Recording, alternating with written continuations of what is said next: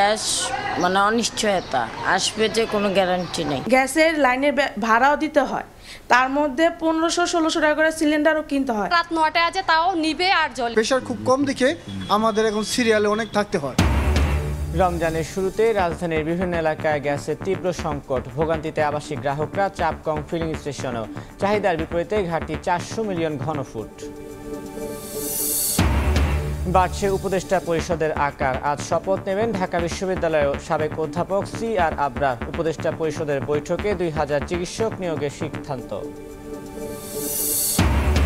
নিষেধাজ্ঞার হাইকোর্টের রুলের মধ্যে বেবিচকের প্রধান প্রকৌশলীকে চুক্তিভিত্তিক নিয়োগের গুঞ্জন। সুযোগ নেই বলছে দুদক, অপরাধ প্রমাণ হলে ব্যবস্থা নিতে চায় কর্তৃপক্ষ।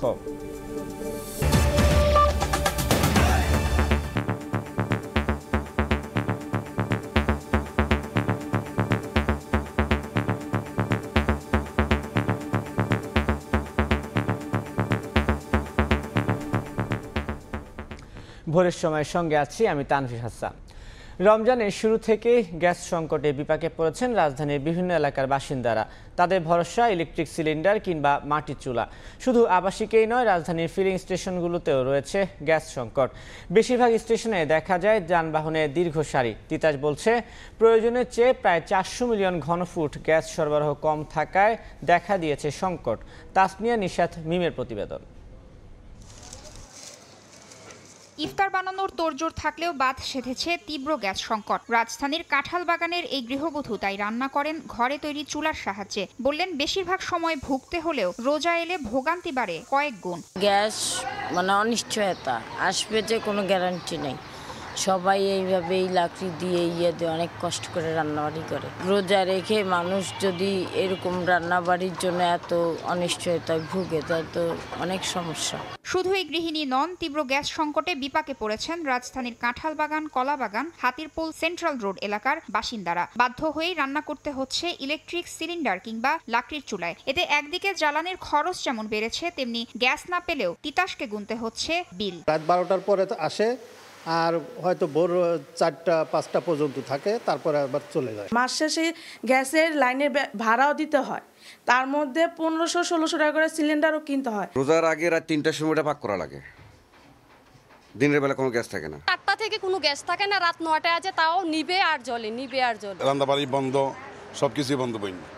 ইফতারি টাইম ইফতারি করে খাওয়া যায় না, সব অনেক দিকে অনেক সমস্যা হবে। এদিকে রমজানের শুরুতেই রাজধানীর সিএনজি স্টেশনগুলোতে দেখা দিয়েছে গ্যাস সংকট। গাড়িগুলোর এই সারি রাজধানীর মগবাজার পাম্প স্টেশনে। গ্যাসের চাপ কম থাকায় ভোগান্তির শিকার হচ্ছেন যানবাহন চালক ও মালিকরা। ভোগান্তি তো আছে, সিরিয়াল প্রচুর সিরিয়াল হয়, লাইনে গ্যাস কম, পাবলিকে গ্যাস পাইতেছে না। প্রেশার খুব কম দেখে আমাদের এখন সিরিয়ালে অনেক থাকতে হয়। যদি প্রেশারটা ভালো পাওয়া যায় তাহলে অতক্ষণ টাইম লাগে না। তিতাস বলছে চাহিদার তুলনায় প্রায় 400 মিলিয়ন ঘনফুট গ্যাস কম থাকায় গ্যাসের এ সংকট। তবে অচিরেই সমস্যার সমাধান হবে বলে দাবি তাদের। পেট্রোনালাকে আসলে আমাদের জন্য প্রতিদিন 1960 মিলিয়ন গ্যাস আমরা চাচ্ছিলাম আমাদের কাছে, যে আমাদের মোটামুটি স্বাভাবিক রাখার জন্য। আমরা এখন আসলে পাচ্ছি অনেক কম। গতকাল আমরা পেয়েছি 1500-র কাছাকাছি। গত 3-4 দিনে যে সমস্যাটা ছিল, চাচ্ছে আরেকটু ভালো গ্যাস পাওয়া যাবে রমজান মাসে ভোগান্তি কমাতে বিশেষ ব্যবস্থায় গ্যাসের সরবরাহ বাড়ানোর দাবি রাজধানীবাসীর। চলতি বছর শীতের পুরোটা সময় ছিল গ্যাস সংকট। এ পটভূমিতে মার্চের শুরুতে শুরু হয়েছে রমজান মাস। গ্যাস নিয়ে এ মাসে ভোগান্তি যেন না পোহাতে হয়, এ ব্যাপারে অন্তর্বর্তী সরকার কার্যকর ও টেকসই পদক্ষেপ নেবে, এমনটি প্রত্যাশা নগরবাসীর। তাসনিয়া নিশাত মিম, সময় সংবাদ, ঢাকা। দুদকের 4 মামলার আসামি হাবিবুর রহমানকে ফের বেসামরিক বিমান চলাচল কর্তৃপক্ষের প্রধান প্রকৌশলী পদে চুক্তিভিত্তিক নিয়োগের গুঞ্জন উঠেছে। অথচ প্রায় 900 কোটি টাকা আত্মসাতের মামলা, দেশ ত্যাগে নিষেধাজ্ঞা, এমনকি বিভাগীয় ব্যবস্থা নিতেও রুল জারি করেছেন উচ্চ আদালত। এ ধরনের আসামির পদোন্নতি নৈতিকতা বিরোধী দাবি করে দুদক বলছে, তথ্য পেলে প্রয়োজনীয় ব্যবস্থা নেওয়া হবে। পতিত আওয়ামী লীগ সরকারের আমলে দেশের বিমানবন্দরগুলোতে উন্নয়নের নামে শত শত কোটি টাকার দুর্নীতি ও লুটপাটের তথ্য দুর্নীতি দমন কমিশনের নথিতে উঠে আসে। গেল জানুয়ারিতে 3টি আন্তর্জাতিক বিমানবন্দরের 4টি উন্নয়ন প্রকল্পের প্রায় 900 কোটি টাকা আত্মসাতের অভিযোগে মামলা করে দুদক। লুটপাটের অন্যতম হোতা শেখ হাসিনার সামরিক উপদেষ্টা তারেক সিদ্দিকের সঙ্গে প্রত্যেক মামলায় আসামির তালিকায় ছিলেন বর্তমান বেবিচকের প্রধান প্রকৌশলী হাবিবুর রহমান। তথ্য বলছে, পট পরিবর্তনের পর গেল নভেম্বরে হাবিবুর রহমানকে প্রধান প্রকৌশলী হিসেবে পদোন্নতি দেয় কর্তৃপক্ষ।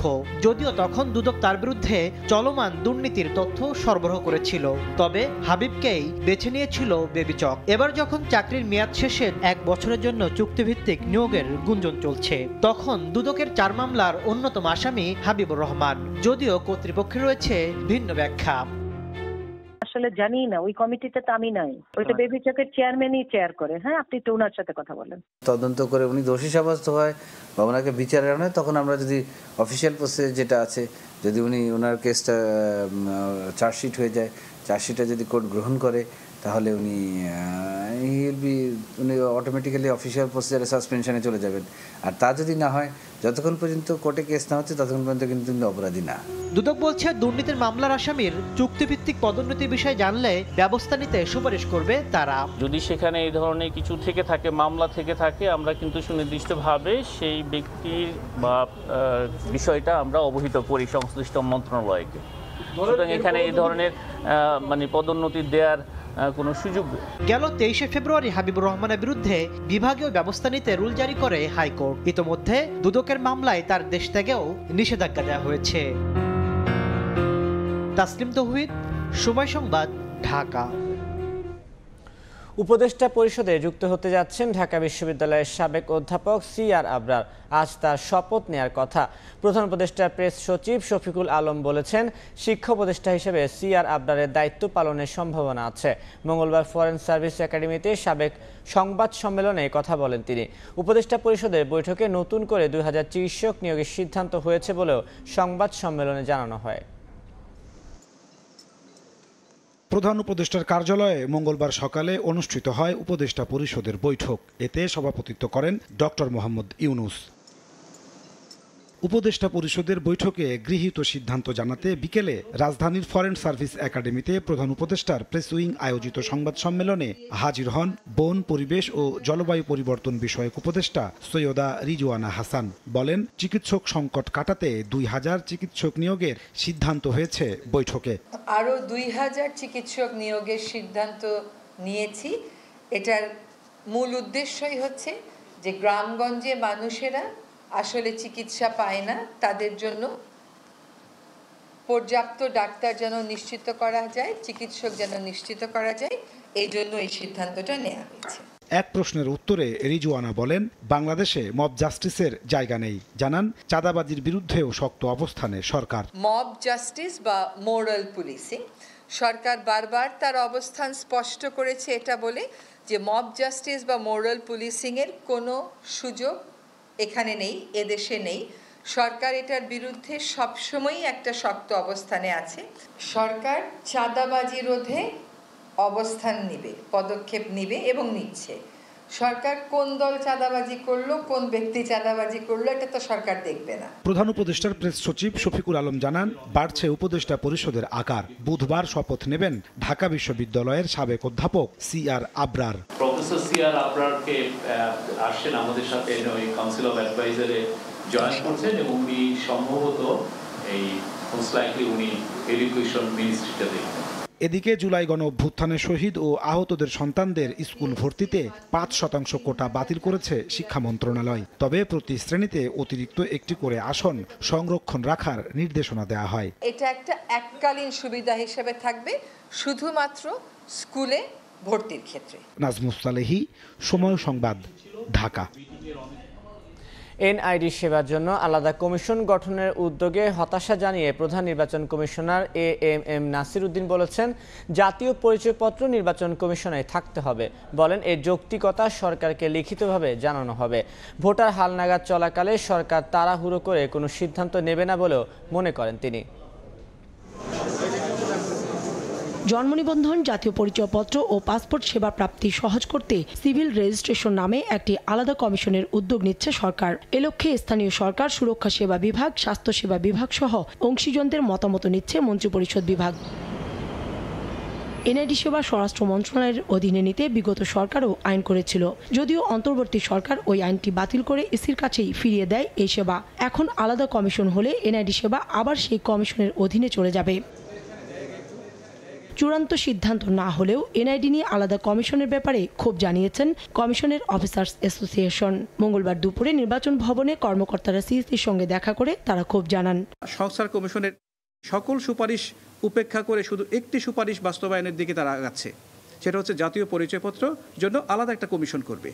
সংস্কার কমিশনে তো আরও অনেক বিষয় আছে, সেগুলো ছাড়া এই শুধু একটি বিষয়ে যাচ্ছে মানেই হচ্ছে আমরা মনে করছি এটা একটা উদ্দেশ্য প্রণোদিতভাবে কোনো একটা বেনিফিশিয়ারি গ্রুপ হয়তো এটা পার্সু করছেন। পরে প্রধান নির্বাচন কমিশনার জানান, সিইসি মনে করে না তাদের সঙ্গে আলোচনা না করে এনআইডি নিয়ে কোনো সিদ্ধান্ত নেবে সরকার। সরকার তাড়াহুড়ো করে আমার এখানে যেখানে ভোটার রেজিস্ট্রেশন একটা প্রক্রিয়া চলছে, মাঠে আমার হাজার হাজার লোক কাজ করছে, আমার সামনে একটা ইলেকশন আছে, ন্যাশনাল ইলেকশন, যারা প্রস্তুতি নিচ্ছে, এই মুহূর্তে তড়িঘড়ি করে কোনো সিদ্ধান্ত হবে বলে আমি অন্তত মনে করছি না। ভোটার রেজিস্ট্রেশন বাই প্রোডাক্ট তো এটা থাকা তো উচিত, এবং আমরা এই বক্তব্য তো দিয়ে যাচ্ছি, জিনিসটা পাবো, আমরা দেখবো তো কি এনআইডি সেবা ইসিতে রাখার যৌক্তিকতা সরকারকে লিখিতভাবে জানানো হবে বলেও জানান সিইসি। মতামতের গুরুত্ব দেওয়া হবে। কাউসার চৌধুরী কুমু, সময় সংবাদ, ঢাকা। শেখ হাসিনার মেয়ে সাইমা ওয়াজিদ পুতুলের নেতৃত্বাধীন প্রতিষ্ঠান সূচনা ফাউন্ডেশনের 14টি ব্যাংক হিসাব অবরুদ্ধ করার আদেশ দিয়েছেন আদালত। মঙ্গলবার দুর্নীতি দমন কমিশনের আবেদনের পরিপ্রেক্ষিতে ঢাকা মহানগরের জ্যেষ্ঠ বিশেষ জজ জাকির হোসেন এই আদেশ দেন। দুদকের পক্ষ থেকে আদালতকে বলা হয়েছে, বিশ্ব স্বাস্থ্য সংস্থার দক্ষিণ পূর্ব এশিয়ার আঞ্চলিক পরিচালক সাইমা ওয়াজিদ পুতুল তার মায়ের ক্ষমতাকে ব্যবহার করে জালিয়াতির আশ্রয় নিয়ে বিশ্ব স্বাস্থ্য সংস্থা ও সরকারের বিভিন্ন প্রকল্পের অর্থ আত্মসাৎ করে শত শত কোটি টাকা বিদেশে পাচার করেছেন বলে অভিযোগ রয়েছে। এর অনুসন্ধান করছে দুদক। গত বছরের 24 নভেম্বর পর্যন্ত এসব ব্যাংক হিসেব জমা ছিল 48 কোটি 35 লাখ টাকা। গত বছরের 24 নভেম্বর সূচনা ফাউন্ডেশনের ব্যাংক হিসেব জব্দের নির্দেশ দেয় কেন্দ্রীয় ব্যাংকের আর্থিক গোয়েন্দা বিভাগ, Bangladesh financial intelligence unit BFIEU।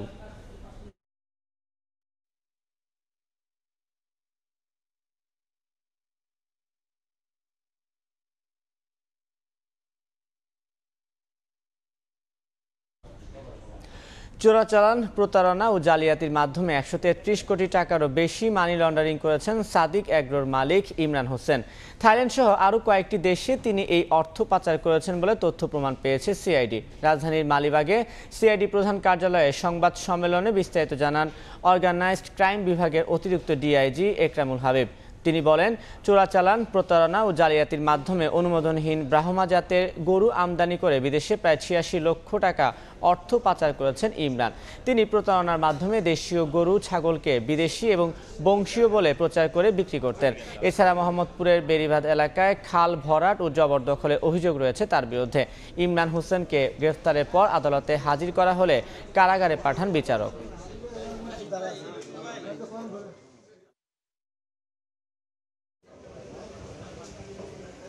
Sadek এগ্রোর chairman Imran Hossain, উনি মানি লন্ডারিং মাধ্যমে দেশের থেকে প্রায় 133 কোটি টাকার উপরে হবে অর্থ দেশের বাইরে পাচার করেছেন।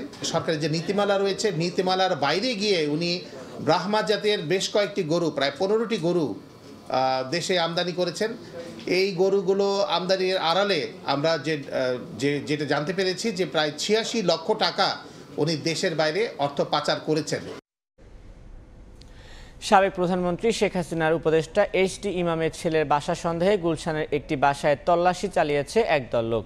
বিক্ষুব্ধদের দাবি, বাসাটিতে অবৈধ অর্থ থাকার খবরে জড়ো হন তারা। গৃহকর্মীরা জানিয়েছেন, বাসাটিতে তানভীর ইমামের প্রাক্তন স্ত্রীর। তল্লাশির এক পর্যায়ে আইনশৃঙ্খলা বাহিনীর সদস্যরা উপস্থিত হলেও গণমাধ্যমের সঙ্গে কথা বলেননি।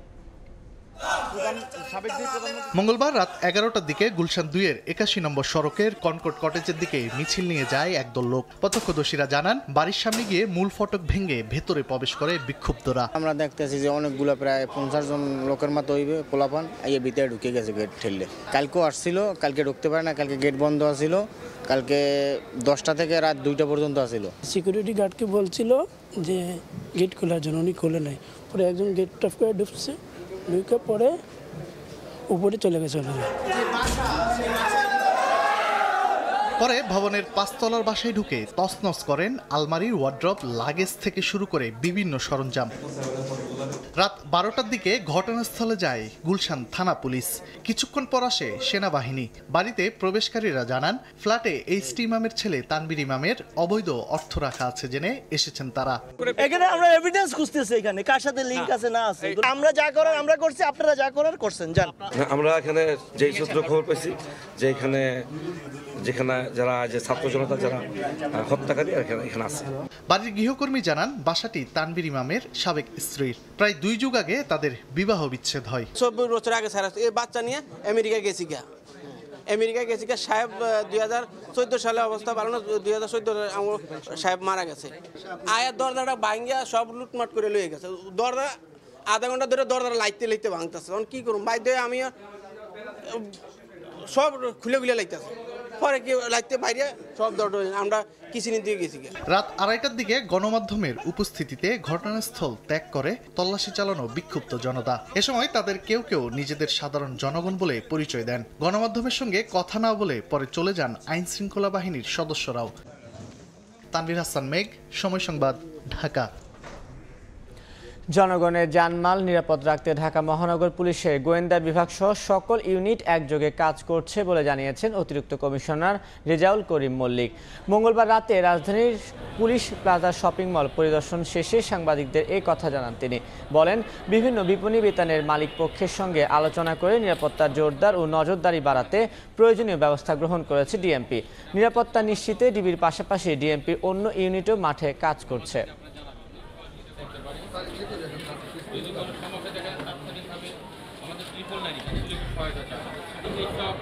ফুড পেট্রোল আছে, আমাদের টহল পুলিশ আছে, আমাদের ডিবি পুলিশ আছে, চেকপোস্ট আছে। এখনও কিন্তু আমাদের হুন্ডায় যারা আছে, মোটরসাইকেলে যারা ডিউটি করতেছেন, সব ক্ষেত্রেই কাজ চলমান রয়েছে। জনগণের জানমাল নিরাপদ রক্ষাতে ঢাকা মহানগরের আমরা সার্বিক কাজ করে যাচ্ছি। ভোরের সময় আরও থাকছে, কৃত্রিম বুদ্ধিমত্তায় দক্ষতার ঘাটতিতে ভাটা পড়েছে স্টার্টআপ খাতে। 1 বছরে দেশি বিদেশি বিনিয়োগ কমেছে 41%।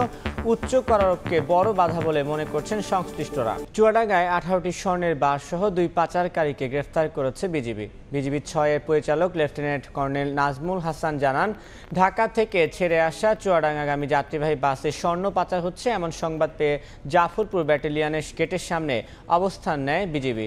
পরে বাস থামিয়ে সন্দেহভাজন 2 যাত্রীকে তল্লাশি করা হয়। এ সময় বিশেষ কায়দায় লুকিয়ে রাখা 18টি স্বর্ণের বার জব্দ করা হয়।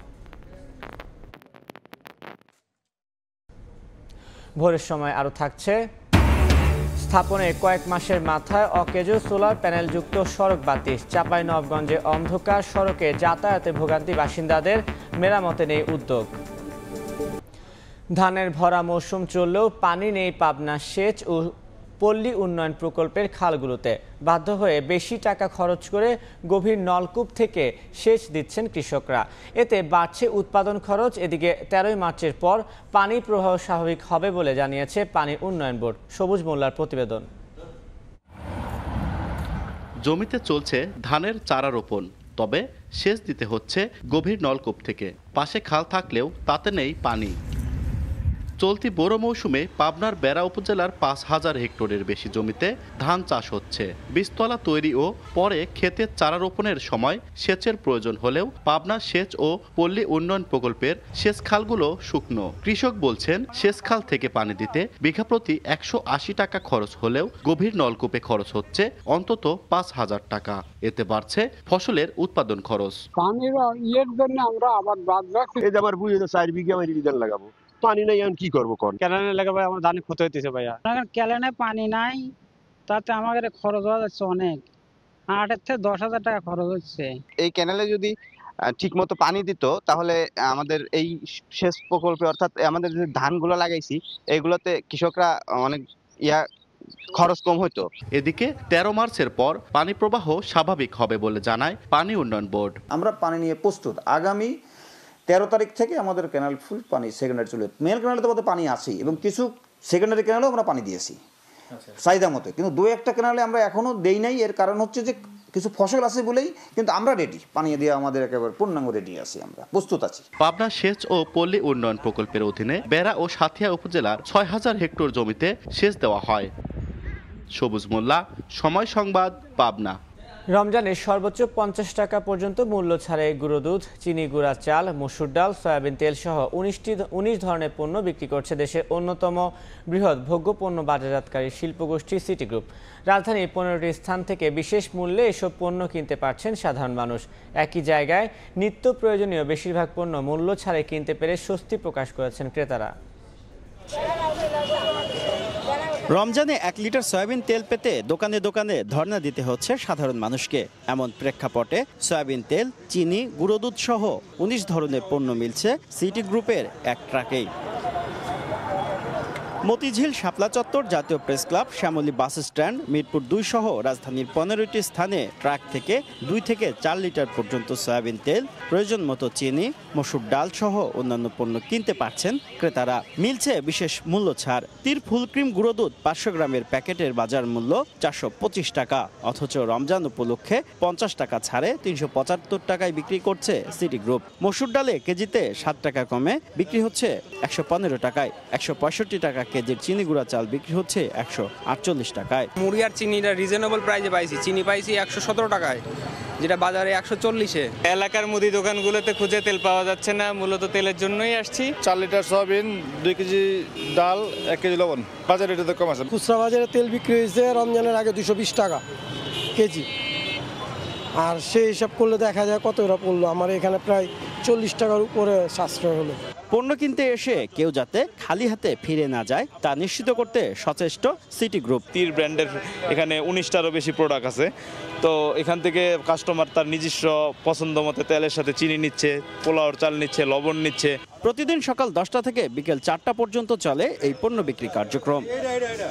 শুভ খান, সময় সংবাদ, ঢাকা। ঢাকার পানগাঁও কন্টেইনার টার্মিনাল কার্যকর করতে অবশেষে নির্ধারিত ভাড়া প্রথা তুলে দিয়েছে চট্টগ্রাম বন্দর। এখন থেকে মেইন লাইন অপারেটর এবং ভ্যাসেল মালিক নিজেরাই দর নির্ধারণ করে নৌপথে কন্টেইনার পরিবহন করতে পারবেন। এক্ষেত্রে নিরাপত্তা নিশ্চিতের পাশাপাশি কাস্টমসের হয়রানি না কমালে বন্দরের এমন পরিকল্পনা ভেস্তে যাওয়ার শঙ্কা ব্যবহারকারীদের। শাখা টিপুর ক্যামেরায় বিস্তারিত জানাচ্ছেন কমল দে। ঢাকা চট্টগ্রাম মহাসড়কে কন্টেনার পরিবহনের চাপ কমাতে ২০১৩ সাল থেকে শুরু হয়েছিল চট্টগ্রাম বন্দর থেকে পানগাঁও টার্মিনালে নৌপথে কন্টেনার পরিবহন। দীর্ঘ সময় পেরিয়ে গেল, নানা জটিলতায় সরকারের এই টার্মিনাল ব্যবসায়িকভাবে সফল হতে পারছিল না। ২০ ফুট সাইজ কন্টেনারের ভাড়া ১৪৮ মার্কিন ডলার এবং ৪০ ফুট সাইজের জন্য ৪৪৫ মার্কিন ডলার নির্ধারণ করে দিয়েছিল নৌ পরিবহন মন্ত্রণালয়। অতিরিক্ত ভাড়ার কারণে নৌপথে কন্টেনার পরিবহন কমছে বলে অভিযোগ আগের সিদ্ধান্ত থেকে সরে এসেছে চট্টগ্রাম বন্দর কর্তৃপক্ষ। পানগাঁওয়ের যে আগে একটা ফিক্সড ভাড়া ছিল, সেই ফিক্সড ভাড়াটা এখন উইথড্র করা হয়েছে। এখন এমএলও এবং যে পানগাঁওগামী যে শিপ ওনার, এদের মধ্যে দ্বিপাক্ষিক চুক্তির ভিত্তিতে এবং সমঝোতার ভিত্তিতে এই ভাড়াটা নির্ধারণ হবে। তাহলে এই পানগাঁও রুটটা আগের তুলনায় অনেক বেশি ভাইব্রেন্ট হবে। ২০১৭-১৮ অর্থ বছরে ২০,০০০ কন্টেনার পরিবহন হলো। ২০২২-২৩ অর্থ বছরে সব রেকর্ড ছাড়িয়ে ৩৫,০০০ কন্টেনার পরিবহন হয় চট্টগ্রাম বন্দর থেকে পানগাঁও টার্মিনালে। কিন্তু কাস্টমসের কড়াকড়ি সহ নানামুখী জটিলতার মুখে পড়ে ২০২৩-২৪ অর্থ বছরে কন্টেনার পরিবহন ১০,০০০-এ নেমে আসে। চট্টগ্রাম বন্দর কেন্দ্রিক কন্টেনারের ৯৪% ঢাকা চট্টগ্রাম আসা যাওয়া করে সড়ক পথে, রেলপথে ৪%। ব্যাপক সম্ভাবনা থাকা সত্ত্বেও কাজে লাগানো যাচ্ছে না নৌপথ। নৌপথে কন্টেনার আনা নেওয়া করা হয় মাত্র ১%। সেখানেও রয়ে গেছে নানা জটিলতা।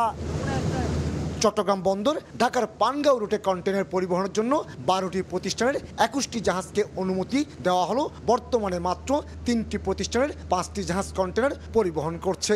চট্টগ্রাম বন্দর থেকে পানগাঁও রুটে চলাচলের জন্য অনুমতি পাওয়া প্রতিটি জাহাজে ২৮০ থেকে ৩০০ কন্টেনার পরিবহনের সক্ষমতা রয়েছে। কাস্টম জটিলতা হলো ব্যবসায়ীরা যে সুযোগ সুবিধাগুলো আগে থেকে পেত সেই সুযোগ সুবিধাগুলো যদি তারা ভোগ করতে না পারে, যেমন কিছু ফ্রি টাইমস থাকে, এই ফ্রি টাইমগুলো যদি তাদের ব্যবসায়ের উপরে প্রভাব ফেলে, তখন তারা একটু কষ্টে দুর্ভোগে পতিত হয়। পানগাঁও কন্টেইনার টার্মিনালের ভাড়াপত্র পরিবর্তন করে জারি করা সার্কুলার ইতিমধ্যে বিদেশি মেইন লাইন অপারেটরদের জানিয়ে দেওয়া হয়েছে। বন্দরের নতুন সিদ্ধান্তে মেইন লাইন অপারেটর এবং ভেসাল ওনারদের মধ্যে প্রতিযোগিতা বাড়ল। গুরুত্বপূর্ণ এই নৌ রুটের নিরাপত্তা নিয়ে শঙ্কা প্রকাশ করছেন ব্যবহারকারীরা। বিশেষ করে ইন্স্যুরেন্সের পাশাপাশি দুর্ঘটনা কবলিত জাহাজ দ্রুত উদ্ধারকারী জাহাজের ব্যবস্থা করা হলে এই রুটে আগ্রহ বাড়বে বলে মত তাদের। এই যে ওপেন করে দেওয়াটা, এটার দ্বারা কিন্তু একটা পজিটিভ যেটা আমি অলরেডি আমাদের সবার থেকে আমরা যে আশাটা পাচ্ছি, এবং আমরা এই মেসেজটা কিন্তু ওয়ার্ল্ড ওয়াইড সব প্রিন্সিপালের কাছে আমরা পৌঁছে দিয়েছি। সো এটা একটা ভালো কিছু আমরা আশা করছি। ঢাকার কেরানীগঞ্জে 64 একর জায়গার উপর 154 কোটি টাকা খরচ করে 2013 সালে তৈরি করা হয়েছিল এই পানগাঁও কন্টেইনার টার্মিনাল। বছরে অন্তত 2 লাখ কন্টেইনার হ্যান্ডেলিং সক্ষমতা রয়েছে এই টার্মিনালের। কমল দে, সময় সংবাদ, চট্টগ্রাম। কৃত্রিম বুদ্ধিমত্তায় দক্ষতার ঘাটতিতে ভাটা পড়েছে দেশীয় স্টার্টআপে। দ্রুত কর্মসংস্থানের জন্য স্টার্টআপ সম্ভাবনাময় হলেও গত বছর এই খাতে বিনিয়োগ কমেছে 41%। প্রচলিত ব্যবসা প্রতিষ্ঠানের সঙ্গে মিল রেখে উচ্চ কর আরোপ সফল স্টার্টআপের জন্য বড় বাধা বলে মনে করেন খাত সংশ্লিষ্টরা। আরও জানাচ্ছেন সাদিক হাসান ইমন। তথ্য প্রযুক্তির অগ্রগতির সঙ্গে পাল্লা দিয়ে আইসিটি ভিত্তিক তারুণ্য নির্ভর স্টার্টআপ উদ্যোগ বাড়ছে। তবে গেল বছর 2023 সালের তুলনায় কমেছে বিনিয়োগ। এ লক্ষ্যে করা চুক্তির সংখ্যাও কমেছে। বিদেশ থেকে আসা বিনিয়োগের পাশাপাশি কমেছে স্থানীয় বিনিয়োগের পরিমাণও। উদ্যোক্তারা বলছেন, স্টার্টআপের ক্ষেত্রে এখন কৃত্রিম বুদ্ধিমত্তা বা এআই সম্পর্কিত বিষয়গুলো প্রাধান্য দিচ্ছেন বিনিয়োগকারীরা। এক্ষেত্রে বাংলাদেশি বিনিয়োগকারীদের দক্ষতা কম থাকায় বিনিয়োগে ভাটা পড়ছে। স্টার্টআপ সংক্রান্ত নীতিমালা সহজ করার দাবি তাদের। স্টার্টআপে আমাদের এই কান্ট্রিতে ফরেন ইনভেস্টমেন্ট আসছে কিছু গুটি কয়েক হাতে। এবছর আমাদের এক্সপেকটেশন ছিল অনেক বেশি আসার, তো সেই তুলনায় আমরা 70% পর্যন্ত বিট করতে পারছি। হাইটেক ডিপটেক যে স্টার্টআপগুলো, সেই স্টার্টআপগুলোতে আমরা ফোকাস করলে দেখা যাবে আরও বেশি আমরা ফরেন ইনভেস্টমেন্টগুলোকে আরও বেশি অ্যাট্রাক্ট করতে পারবো। ট্যাক্সেশন সিস্টেম, রেগুলেশন, এগুলির ব্যাপারে প্রপার গাইড দেওয়া হয় না, যার কারণে আমরা নিজেরাই অন্ধকারে থাকি, আমরা নিজেরাই জানি না। ওয়েবসাইট থেকে এপিআই নিয়ে একটা ইজি সলিউশন করে, কিন্তু এটাতে আসলে ইনভেস্টররা তেমন আগ্রহী না। এটা হচ্ছে সারা ওয়ার্ল্ডের সব দেশেই এটা পারতেছে। আমাদেরকে যেটা করতে হবে, কোর যেটা অ্যালগোরিদম, এটাকে ডিজাইন করে। জটিল নীতিমালা ও উচ্চ করের মতো বাধার কথা তুলে ধরে বিশেষজ্ঞরা বলছেন, তথ্য প্রযুক্তি খাতে বিদেশি বিনিয়োগকারীদের জন্য উপযুক্ত পরিবেশ তৈরি করতে হবে। পাশাপাশি উদ্যোক্তাদের চ্যাট জিপিটি নির্ভরতা কমিয়ে নিজস্ব প্রযুক্তি উদ্ভাবনের দিকে নজর দিতে হবে। শিক্ষার্থীদের যদি আমরা কাজে লাগাতে পারি, তাহলে কিন্তু দারুণ একটা সুযোগ আমাদের জন্য আছে। খুব তাড়াহুড়ো করা যাবে না। স্টার্টআপ একটা ধৈর্যের ব্যাপার, এটা কিন্তু অনেক দিন আপনাকে লেগে থাকতে হবে একাগ্রচিত্তে। আর আমাদের ক্লায়েন্ট যারা, তারাও কিছু একটা ইনভেস্ট করে 6 মাসের মধ্যে রেজাল্ট চায়, 1 বছরের মধ্যে রেজাল্ট চায়। এগুলো 6 মাস 1 বছরের ব্যাপার না। বাংলাদেশের রেগুলেশনে এবং পলিসিতে বেশ কিছু আনপ্রেডিক্টেবিলিটি আছে এবং কনসিস্টেন্সির অভাব আছে, যার ফলে বাইরের যারা ইনভেস্টার, তারা তো সবসময় চিন্তা করে লং টার্ম পার্সপেক্টিভটা কী এবং লং টার্মে তাদের বিজনেস প্ল্যান কী হবে, তারা সেভাবে চিন্তা করে। সফল স্টার্টআপের জন্য উদ্ভাবক, উদ্যোক্তা ও বিনিয়োগকারীদের মধ্যে যোগসূত্র তৈরি করতে সরকারি উদ্যোগ নেওয়ার আহ্বান জানিয়েছেন তারা। সাদিক হাসান ইমন, সময় সংবাদ, ঢাকা। উৎসব পার্বণে পছন্দের শীর্ষে থাকে ঐতিহ্য আর আভিজাত্যে মোড়া রেশম পোশাক। ঈদ ও পহেলা বৈশাখকে সামনে রেখে এর চাহিদা বাড়ছে। ইতোমধ্যে রাজশাহী নগরীর সিল্কের দোকানগুলোতে ভিড় করতে শুরু করেছেন ক্রেতারা। ব্যবসায়ীদের আশা, অন্য বছরগুলোর তুলনায় এবারে বিক্রি বেশি হবে। আব্দুল সালামের ছবিতে মওদুদ রানার প্রতিবেদন। বছর জুড়ে হাতে কাজ থাকলেও ঈদের আগে ব্যস্ত সময় পার করেন রেশম কারখানার শ্রমিকরা। পুরো রমজান জুড়েই চলবে রেশমের গুঁড়ি থেকে সুতা তৈরি, কাপড় বুনন, রং লাগানো, পুঁথি চুমকি বসানো সহ হাতের নান্দনিক সব কাজ। সময়ের ব্যবধানে ফ্যাশনে পরিবর্তন আসলেও রেশমের চাহিদা কমেনি, বরং ঈদ ও বাংলা নববর্ষকে সামনে রেখে উষ্ণ আবহাওয়ায় পোশাকে নতুনত্বের ছোঁয়া আনার প্রচেষ্টায় বাড়তি মনোযোগ ব্যবসায়ীদের। 50 টাকা গজ হিসেবে মাসে সারা মাসে কাপড় বোনাবো, যেটা কাটবে কাপড় কাটে দেখবে 40 গজের পয়সা, 50 গজ 50 গজ, 100 গজ 100 গজ। আগে আসতাম 7টায়, এখন আপনার আসি 6টায়। আগে যে টাইম আসতাম তার থেকে আগে আসি এবং তার থেকে পরে যাই, কাজের চাপ বেশি। আমাদের কোনো কমতি নাই, আর নতুনত্ব আসলে পাবে, shirt, panjabi, sari, three piece সব কিছু প্রচুর পরিমাণ আমাদের স্টক আছে। রেশমের পাঞ্জাবি ও শাড়ি সবচেয়ে বেশি বিক্রি হলেও চাহিদা বাড়ছে থ্রি পিস, শার্ট ও ফতুয়ার মতো পোশাকের। সর্বনিম্ন ২,০০০ থেকে শুরু করে সর্বোচ্চ ৭০,০০০ টাকার রেশম পোশাক মিলছে নগরীর শোরুমগুলোতে। যে ঝকমকো চুমকি লাগা ওই শাড়িগুলো মেয়েরা এখন মনে হয় একটু কমই পছন্দ করে, আর সিল্কের এই শাড়িগুলো অনেক বেশি স্ট্যান্ডার্ড হয়। পুরো সিল্কের যেগুলা মসলিনের এগুলা অনেক ভালো, দামগুলো খুব রিজনেবল। পছন্দের পোশাক কিনতে শোরুমগুলোতে ভিড় করতে শুরু করেছেন ক্রেতারা। স্বাদ ও সাধ্যের মিশেলে কিনছেন রেশম পোশাক। জমজমাট বেচা কেনার স্বপ্ন বুনছেন ব্যবসায়ীরা। প্রোডাকশনগুলো আমরা এমনভাবে করছি যেন ঈদেও ব্যবহার করা যায়, বৈশাখীও ব্যবহার করা যায়। লাল সাদার কম্বিনেশন তো থাকেই, সেটাকে প্রাধান্য রাখা হয়েছে এবং ওয়েদারকেও মাথায় রাখা হয়। এবার ঈদ ও পহেলা বৈশাখে অন্তত ৬০ কোটি টাকার পণ্য বিক্রির আশা করছেন রাজশাহীর সিল্ক ব্যবসায়ীরা। মওদুদ রানা, সময় সংবাদ, রাজশাহী। ভাঙা হয়েছে রাজনৈতিক সিন্ডিকেট, আর এতেই রাজশাহী সিটি কর্পোরেশনের বিভিন্ন স্থান ইজারা বাবদ রাজস্ব আয় ৭ কোটি থেকে বেড়ে দাঁড়িয়েছে প্রায় ২০ কোটি টাকায়। এছাড়া টেন্ডার প্রক্রিয়ায় অংশ নিয়েছে আগের চেয়ে বেশি ঠিকাদার। হাবিবুর রহমান পাপ্পু ছবিতে মওদুদ রানার প্রতিবেদন। খাস কালেকশন প্রক্রিয়ায় বিগত বছরগুলোতে রাজশাহী শহীদ জিয়া শিশু পার্ক থেকে বার্ষিক ১৭ লাখ টাকা রাজস্ব আয় হতো। এবছর টেন্ডারের মাধ্যমে পার্কটি পরবর্তী ৩ বছরের জন্য ১ কোটি ৮১ লাখ টাকায় ইজারা দেওয়া হয়েছে। বাংলা ১৪৩১ সালে রাজশাহী সিটি পশুহাট ইজারা দিয়ে সিটি কর্পোরেশন রাজস্ব পেয়েছিল ৩ কোটি ৬২ লাখ টাকা। ১৪৩২ সাল অর্থাৎ আগামী বাংলা বছরের জন্য একই পশুহাটের ইজারা দেওয়া হয়েছে প্রায় ১৩ কোটি টাকা।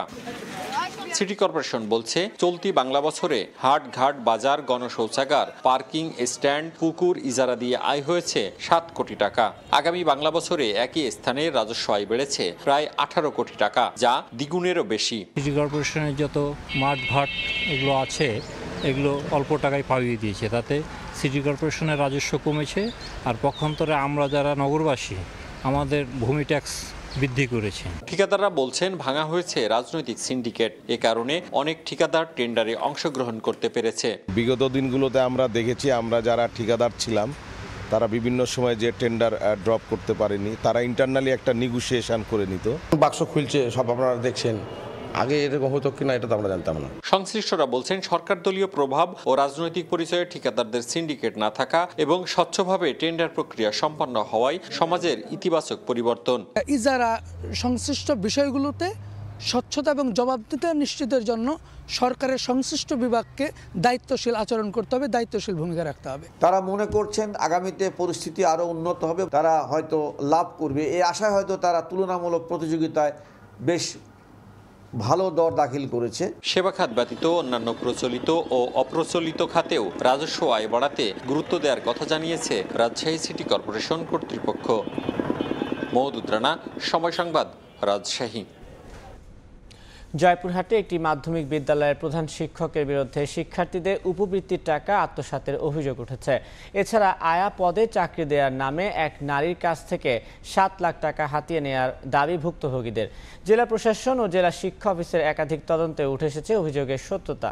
বিস্তারিত শাহিদুল ইসলাম সবুজের প্রতিবেদনে। প্রাথমিক ও মাধ্যমিক বিদ্যালয়ে শিক্ষার্থীদের ঝরে পড়া রোধে সরকার উপবৃত্তি চালু করে। ২০২৩ সালে জয়পুরহাটের কালাই উপজেলার আওড়া উচ্চ বিদ্যালয়ে উপবৃত্তির সুবিধা ভোগ করে প্রতিষ্ঠানটির ২ শতাধিক শিক্ষার্থী। সে বছরই ৪৯ জন শিক্ষার্থী অন্য বিদ্যালয়ে চলে গেলেও ২ কিস্তিতে তাদের নামে প্রতিষ্ঠানটি থেকে উত্তোলন করা হয় ১,৫৯,০০০ উপবৃত্তির টাকা। সম্প্রতি স্থানীয়দের অভিযোগের প্রেক্ষিতে জেলা প্রশাসন ও জেলা শিক্ষা অফিসের একাধিক তদন্তে উঠে এসেছে এর সত্যতা। অভিভাবক ও স্থানীয়দের অভিযোগ, শিক্ষার্থীরা নিয়মিত বিদ্যালয়ে আসলেও ঠিকমতো হয় না ক্লাস। দুপুরের আগেই ছুটি হয়ে যায় সব ক্লাস। এছাড়া আয়া পদে চাকরি দেওয়ার নাম করে প্রধান শিক্ষক গোলাম মোস্তফা খান এক নারীর কাছ থেকে ৭ লাখ টাকা হাতিয়ে নেওয়ারও দাবি ভুক্তভোগীদের। এলাকাবাসীদের দাবি, উপবৃত্তির টাকা আত্মসাৎ ও নিয়োগ বাণিজ্যে প্রধান শিক্ষকের সঙ্গে কাজ করেছে প্রতিষ্ঠানটিতে কর্মরত সহকারী প্রধান শিক্ষক শাহরুল ইসলাম ও অফিস সহকারী মামুনুর রশিদ। আমার বাড়ি আলী আয়া পদে চাকরি দেওয়ার জন্য ওরা আমার থেকে ৭ লক্ষ টাকা কাল কৌশলে আমাকে লিয়েও গিয়ে উপবৃত্তির টাকাগুলো আত্মসাৎ করতেছে। দীর্ঘদিন ধরে এই টাকাগুলো আত্মসাৎ করে আসতেছে। স্কুল চলে, রেগুলারই চলে, কিন্তু মনে করেন যে হাফ ক্লাস হয়। তবে সব অভিযোগ অস্বীকার করেন প্রধান শিক্ষক গোলাম মোস্তফা খান ও শাহরুল ইসলাম। এই সকল অভিযোগে কোনো সত্যতা নাই, এটা মিথ্যা এবং বানোয়াট। 7 লাখ টাকার অভিযোগ যেটা করা হচ্ছে এটা ভিত্তিহীন। সে উল্টামুখে 10 লাখ টাকা হেডমাস্টারের কাছে চাঁদা দাবি করেছে, যার ভিডিও আমাদের কাছে আছে। উপবৃত্তির অর্থ আত্মসাতের বিষয়টি চিঠির মাধ্যমে ঊর্ধ্বতন কর্তৃপক্ষকে অবহিত করা হয়েছে বলে জানিয়েছেন সংশ্লিষ্টরা। উপবৃত্তির বিষয়ে যে অভিযোগ পাওয়া গেছিল সে বিষয়ে তদন্ত হয়েছে, আমার দ্বারা হয়েছে, আমি সেটা আমার ঊর্ধ্বতনকে রিপোর্ট করেছি। প্রধান শিক্ষক, সহকারী প্রধান শিক্ষক এবং অফিস সহকারীর বিরুদ্ধে উপবৃত্তির অর্থ আত্মসাতের যে অভিযোগটি আমরা পেয়েছিলাম সেটি সত্যতা পেয়েছি। 1995 সালে প্রতিষ্ঠিত আওড়া উচ্চ বিদ্যালয়ে বর্তমানে কাগজে কলমে 165 জন শিক্ষার্থী দেখালেও 50 জনের বেশি কখনোই উপস্থিতি থাকে না বলে দাবি স্থানীয়দের। শাহিদুল ইসলাম সবুজ, সময় সংবাদ, জয়পুরহাট। স্থাপনে কয়েক মাসের মধ্যে অকেজো সোলার প্যানেলযুক্ত সড়ক বাতি, এতে অন্ধকার সড়কে যাতায়াতে ভোগান্তি পোহাতে হচ্ছে চাঁপাইনবাবগঞ্জের সদরের বাসিন্দাদের। অথচ 3 বছরের ওয়ারেন্টি থাকলেও মেরামতের উদ্যোগ নেয়নি কর্তৃপক্ষ। জাহাঙ্গীর আলমের পাঠানো তথ্য ছবি নিয়ে প্রতিবেদন। সড়কের পাশে স্থাপন করা হয়েছে সোলার বাতি। সন্ধ্যায় অন্ধকার নেমে আসলেও জ্বলে না বাতিগুলো। 2017-18 অর্থবছর থেকে 2020-21 অর্থবছর পর্যন্ত পর্যায়ক্রমে 3574টি সোলার প্যানেলযুক্ত সড়ক বাতি স্থাপন করা হয় চাঁপাইনবাবগঞ্জের সদর উপজেলার বিভিন্ন এলাকায়। এলাকাবাসীর অভিযোগ, স্থাপনের পর কয়েক মাস বাতিগুলো জ্বললেও এরপরই নষ্ট হয়ে যায়। কয়েক বছর পার হলেও মেরামত করেনি কর্তৃপক্ষ। অন্ধকার সড়কে যাতায়াতে ভোগান্তি পোহাতে হচ্ছে স্থানীয়দের। এমনকি বিষয়টি নিয়ে অভিযোগ করেও মেলেনি সমাধান। কিছু কিছু এগুলো লাইট জ্বলে, আবার কিছু কিছু জ্বলে না। 2-2.5 মাস জ্বলেছিল, তারপরে বন্ধ, তারপরে এটা রাস্তা বন্ধকার হয়ে থাকে। কোনো ব্যবস্থাও নিচ্ছে না হলো কর্তৃপক্ষ। নষ্ট হয়ে পড়ে আছে, ভালো করার জন্য আমরা উদ্যোগ নিয়েছি, কিন্তু কাকে আমরা কেউ এটা ভালো করে দিবে এটার আমরা আর গোড়া পাচ্ছি না, কোনো কিছু পাচ্ছি না। তবে শিগগিরই ঊর্ধ্বতন মহলের সঙ্গে কথা বলে সমস্যা সমাধানের আশ্বাস উপজেলা প্রশাসনের। ঊর্ধ্বতন কর্তৃপক্ষের সাথে কথা বলে যদি সেগুলো মেরামত করা যায় পুনরায় সচল করার জন্য, বিশেষ করে যেগুলো রিমোট এরিয়া সেখানে যদি এগুলো পুনরায় ইউজ করা যায় আমি প্রয়োজনীয় পদক্ষেপ নেব। সোলার প্যানেলযুক্ত সড়ক বাতিগুলোর মধ্যে বসতবাড়ির সামনে 2058টি ও সড়কের পাশে স্থাপন করা হয় 1514টি। সময় সংবাদ, চাঁপাইনবাবগঞ্জ।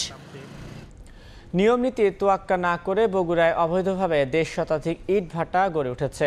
এসব ভাটায় ফসলি জমির উর্বর মাটি পুরানোয় একদিকে যেমন দূষিত হচ্ছে পরিবেশ, তেমনি কমে যাচ্ছে আবাদি জমির পরিমাণ। দীর্ঘদিন ধরে অবৈধভাবে ভাটাগুলো চললেও প্রশাসনের নীরব ভূমিকায় জনমনে সৃষ্টি হয়েছে নানা প্রশ্ন। শাহাদুল ইসলামের ক্যামেরায় আব্দুল আওয়ালের প্রতিবেদন।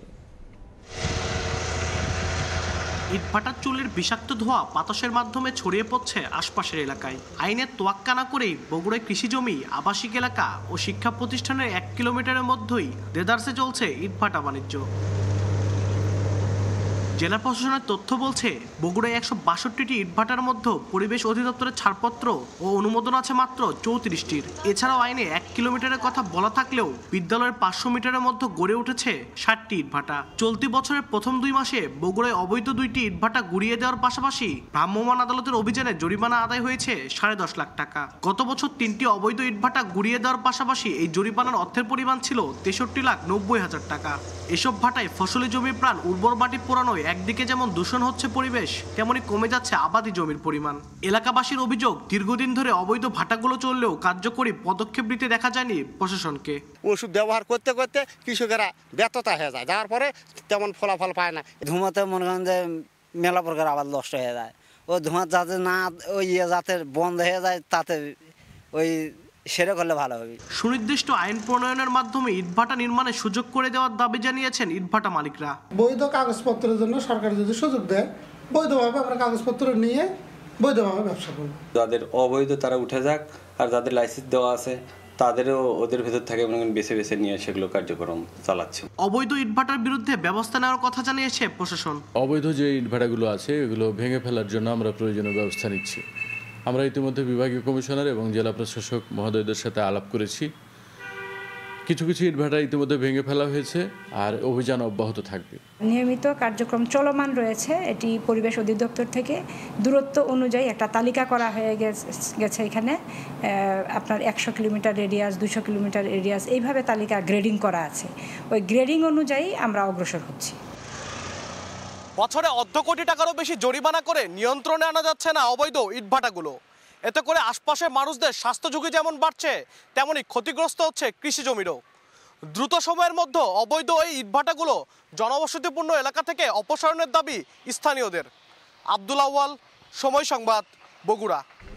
ভোরের সময় এই ছিল আমার কাছে। পরবর্তী সংবাদগুলো জানাতে সঙ্গে থাকবেন ইয়ানুস সিফাত। ধন্যবাদ তানভীর। চট্টগ্রাম বিশ্ববিদ্যালয়ে অনুষ্ঠিত হলো স্কিল ডেভেলপমেন্ট প্রজেক্ট সিজন 5-এর সমাপনী পর্ব। মঙ্গলবার বিশ্ববিদ্যালয় কেন্দ্রীয় গ্রন্থাগারে auditorium the network for international law students Chittagong বিশ্ববিদ্যালয় চ্যাপ্টারের উদ্যোগে এ আয়োজন করা হয়। 2 মাসব্যাপী আয়োজনে 120 শিক্ষার্থীকে বিভিন্ন ওয়ার্কশপের মাধ্যমে প্রশিক্ষণ দেওয়া হয়। সমাপনী অনুষ্ঠানে প্রধান অতিথি হিসেবে উপস্থিত ছিলেন উপাচার্য অধ্যাপক মোহাম্মদ ইয়াহিয়া আক্তার।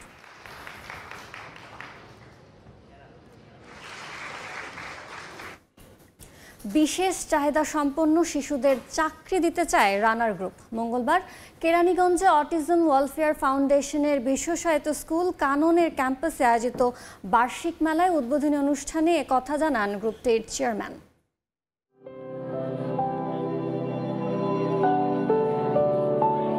এই যে সুন্দর পোশাক, গহনা কিংবা ঈদের শুভেচ্ছা কার্ড, এসবই বানানো হয়েছে অটিজম শিশুদের হাতের ছোঁয়ায়। ঈদ মেলা আমরা কার্ড বানিয়েছি, কাঁথার সেলাই তৈরি করেছি, মালা, তারপর কানের দুল তৈরি করেছি, ব্রেসলেট, মালা আর ব্রেসলেট বানিয়েছি। আমি ক্লে দিয়ে শিখতে চাই, পুতুল বানাবো, মূর্তি বানাবো। তাদের তৈরি পণ্য নিয়েই কেরানীগঞ্জের বসিলায় অবস্থিত অটিজম ওয়েলফেয়ার ফাউন্ডেশনের বিশেষায়িত স্কুল কাননের ক্যাম্পাসে আয়োজন করা হয়েছে বার্ষিক মেলার। বিশেষ শিশুদের তৈরি পণ্যের গুণমানে মুগ্ধ অভিভাবক ও শিক্ষকরা। অবশ্যই আমার জন্য এটা আনন্দের, যেহেতু আমার মেয়ে এখানে ইনভলভ। দীর্ঘ 20 বছর যাবৎ সে এখানে আছে এবং আল্লাহ চাইতে সে অনেক ইমপ্রুভ। এদের প্রতি যদি আপনার মায়া, মহব্বত, ভালোবাসা আপনি যদি এখানে বহন করেন, আপনি ওদের প্রতি অটোমেটিকলি কাজ করতে পারবেন। মঙ্গলবার মেলার উদ্বোধনী অনুষ্ঠানে দেশের অন্যতম শিল্প প্রতিষ্ঠান রানার গ্রুপের চেয়ারম্যান ও অটিজম ওয়েলফেয়ার ফাউন্ডেশনের উপদেষ্টা জানান, অটিজম শিশুদের চাকরির সুযোগ দিতে চায় রানার গ্রুপ। তাদের এই কাজটাকে উৎসাহ দিতে, তাদের এই কাজে আমরা অনুপ্রেরণা জাগাতে সবসময় পাশে থাকব। বাচ্চাদের এই কাজগুলো দেখে প্রতিবারই অভিভূত হই। ওরা যে পারে অনেক কিছু সুন্দর জিনিস তৈরি করতে।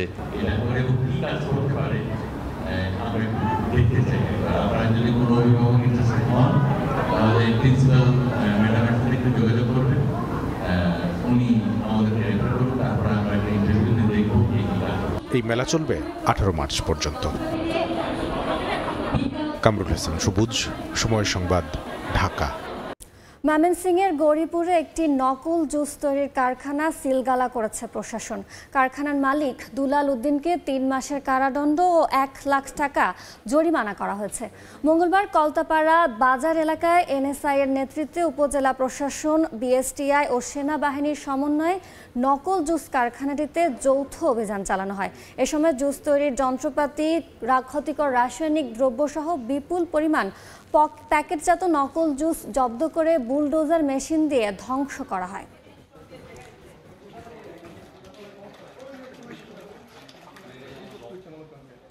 যুক্তরাষ্ট্রের সঙ্গে খনিজ ও নিরাপত্তা চুক্তি স্বাক্ষর করতে প্রস্তুত ইউক্রেন। দেশটির মার্কিন সামরিক সহায়তা স্থগিতের বিষয়ে ডোনাল্ড ট্রাম্পের দেয়া ঘোষণার পর এই সিদ্ধান্ত নেন প্রেসিডেন্ট ভলোদিমির জেলেনস্কি। তবে বিনিময় নিরাপত্তার নিশ্চয়তা চায় কিয়েভ। এদিকে হোয়াইট হাউসে উত্তপ্ত বৈঠকের পর শান্তি প্রতিষ্ঠায় ট্রাম্পের নেতৃত্বে কাজ করার ঘোষণা দিয়েছেন ইউক্রেনীয় প্রেসিডেন্ট। এবার যুক্তরাষ্ট্রের প্রেসিডেন্ট ডোনাল্ড ট্রাম্পের সঙ্গে হোয়াইট হাউসে হওয়া বাকবিতণ্ডার জন্য দুঃখ প্রকাশ করেছেন ইউক্রেনের প্রেসিডেন্ট ভলোদিমির জেলেনস্কি। রাশিয়ার সঙ্গে যুদ্ধবন্ধে যুক্তরাষ্ট্র যে পথে এগোতে চাচ্ছে সে পথে যেতে ইউক্রেন প্রস্তুত আছে বলেও ইঙ্গিত দিয়েছেন তিনি। মঙ্গলবার সামাজিক যোগাযোগ মাধ্যম এক্সে এ নিয়ে দীর্ঘ পোস্ট দিয়েছেন জেলেনস্কি। মূলত যুক্তরাষ্ট্র ইউক্রেনে সব ধরনের সহায়তা বন্ধ করার ঘোষণা দেওয়ার পর প্রথমবারের মতো মুখ খুললেন ইউক্রেনীয় প্রেসিডেন্ট। জেলেনস্কি আরো বলেন, কেউ সীমাহীন যুদ্ধ চায় না। দীর্ঘস্থায়ী শান্তি প্রতিষ্ঠার জন্য যত দ্রুত সম্ভব আলোচনার টেবিলে আসতে প্রস্তুত ইউক্রেন। স্থায়ী শান্তি প্রতিষ্ঠায় প্রেসিডেন্ট ট্রাম্পের শক্তিশালী নেতৃত্বে কাজ করতে প্রস্তুত কিয়েভ। রাশিয়ার বিরুদ্ধে যুদ্ধে ইউক্রেনকে সহায়তা করায় যুক্তরাষ্ট্রের প্রতি কৃতজ্ঞতা প্রকাশ করেছেন জেলেনস্কি। এছাড়া ট্রাম্পেরও প্রশংসা করেছেন তিনি। বলেন, ইউক্রেনের সার্বভৌমত্ব ও স্বাধীনতা বজায় রাখতে ওয়াশিংটন যা করেছে তা সত্যিই অনেক মূল্যবান। তবে খনিজ সম্পদের চুক্তির বিনিময়ে নিরাপত্তার নিশ্চয়তা চান বলে জানিয়েছেন জেলেনস্কি। বলেন, কিয়েভ এবং ওয়াশিংটন এক যৌথ তহবিল গঠন করবে, যেখানে ইউক্রেন তার ভবিষ্যৎ প্রাকৃতিক আয়ের 50% অবদান রাখবে, আর যুক্তরাষ্ট্র যুদ্ধবিধ্বস্ত দেশ পুনর্গঠনে আর্থিক সহায়তা করবে। গত শুক্রবার হোয়াইট হাউসের ওভাল অফিসে উন্মুক্ত বৈঠক করেন ট্রাম্প ও জেলেনস্কি। এক পর্যায়ে তাদের মধ্যে বাকবিতণ্ডা হয়। জেলেনস্কির ওই সফরে ইউক্রেনের বিরল খনিজ পদার্থ নিয়ে একটি চুক্তি হওয়ার কথা থাকলেও তা আর আগায়নি। মৌসুমী সাথী, সময় সংবাদ। মার্কিন শুল্ক নীতি মোকাবেলায় পাল্টা ব্যবস্থা নেয়ার হুঁশিয়ারি দিলেন মেক্সিকোর প্রেসিডেন্ট ক্লদিয়া শেইনবাম। যদিও দেশটির জনগণ চাইছিলেন আলোচনার মাধ্যমে শান্তিপূর্ণ সমাধান। ট্রাম্পের শুল্ক নীতির বিরুদ্ধে তীব্র প্রতিক্রিয়া দেখা গেছে কানাডিয়ানদের মাঝেও। ব্যবসায়ীদের আশঙ্কা, নতুন শুল্ক নীতি ভয়াবহ প্রভাব ফেলতে পারে উত্তর আমেরিকার অর্থনীতিতে। একই মায়ের সন্তান হয়েও কানাডা ও যুক্তরাষ্ট্রের মাঝে ভাই ভাই সম্পর্কে সেই উষ্ণতা যেন কর্পূরের মতো উবে গেছে। দুই দেশের সীমান্তে পিস আর্চ পার্কের ফলকে লেখা may this gates never be closed বার্তাও যেন আজ অনেকটাই ফিকে। নষ্ট হওয়ার পথে দুই দেশের বাণিজ্যের সৌহার্দ্যপূর্ণ সম্পর্ক। ট্রাম্পের 25% শুল্ক বৃদ্ধির সিদ্ধান্তে দুই দেশের মধ্যে নতুন করে তৈরি হয়েছে উত্তেজনা। কানাডীয়দের কণ্ঠে ক্ষোভ আর হতাশা। ট্রাম্প প্রশাসনের এই সিদ্ধান্তে কেবল অর্থনীতি নয়, দুই দেশের বন্ধুত্বপূর্ণ সম্পর্কেও আঘাত আসবে বলে মনে করেন তারা। সেই সঙ্গে নতুন এই শুল্ক নীতি বাণিজ্য যুদ্ধ ও জাতিগত বিভাজন উস্কে দিতে পারে বলে শঙ্কা প্রকাশ করেছেন তারা। এটা সত্যিই অবিশ্বাস্য। দুই দেশ একে অপরের উপর এত নির্ভরশীল, অথচ এখনই বিভাজন। এটা কোনোভাবেই যুক্তিসঙ্গত নয়। কানাডিয়ানরা যদি এতটা ক্ষুব্ধ হয় তবে বুঝতে হবে সমস্যাটা গুরুতর। আমরা এতটা রেগে যাই না, কিন্তু এবার যথেষ্ট হয়েছে। আমি মনে করি এটি একটি আরো বড় সমস্যার ইঙ্গিত দেয়। এটি বাণিজ্য যুদ্ধ শুরু করছে, এটি জাতিগত সংঘাত উস্কে দিচ্ছে, এটি লিঙ্গ বৈষম্য তৈরি করছে। অর্থাৎ এখানে অনেক কিছুই ঝুঁকির মধ্যে রয়েছে। আর আমি মনে করি না যে মানুষ আসলে বুঝতে পারছে কতটা ভয়াবহ এবং বিপজ্জনক পরিস্থিতি হয়ে উঠছে। ব্যবসায়ীরা বলছেন, ট্রাম্পের এই সিদ্ধান্ত দুই দেশের বাজারে ব্যাপক প্রভাব ফেলবে। শুল্ক বৃদ্ধির কারণে সীমান্তে আটকে আছে পণ্য বোঝাই অসংখ্য ট্রাক। প্রকট আকার ধারণ করতে পারে খাদ্যপণ্য ও ভোগ্যপণ্যের সংকট, যা সরাসরি প্রভাব ফেলবে সাধারণ মানুষের জীবনে। এদিকে মার্কিন শুল্ক নীতি মোকাবিলায় কঠোর পদক্ষেপের হুঁশিয়ারি দিয়েছে মেক্সিকো। প্রেসিডেন্ট ক্লদিয়া শেইনবাম জানিয়েছেন, যুক্তরাষ্ট্র যদি শুল্ক কার্যকর করে তবে পাল্টা ব্যবস্থা নেওয়া হবে। যদিও দেশটির সাধারণ মানুষ আলোচনার মাধ্যমে শান্তিপূর্ণ সমাধান চেয়ে আসছিলেন, তবে ট্রাম্প সাফ জানিয়ে দিয়েছেন এখন আর সমঝোতার কোনো জায়গা নেই। স্থানীয় সময় মঙ্গলবার রাত 12:01 থেকেই শুল্ক কার্যকর হয় বলে নিশ্চিত করেছে যুক্তরাষ্ট্রের শুল্ক সংগ্রহকারী সংস্থা।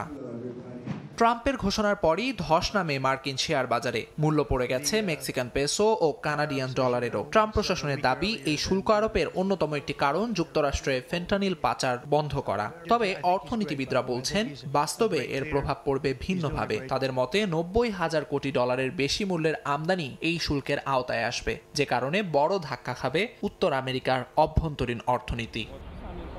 আমিরুল ইসলাম আলিফ, সময় সংবাদ। পশ্চিমা হুমকি উপেক্ষা করে মিত্র পুতিনের সঙ্গে বৈঠক করলেন মিয়ানমারের জান্তা প্রধান মিন অং হ্লাইং। 2021 সালে নির্বাচিত সরকারকে ক্ষমতাচ্যুতের পর এ নিয়ে চতুর্থবারের মতো রাশিয়া সফরে যান জান্তা প্রধান।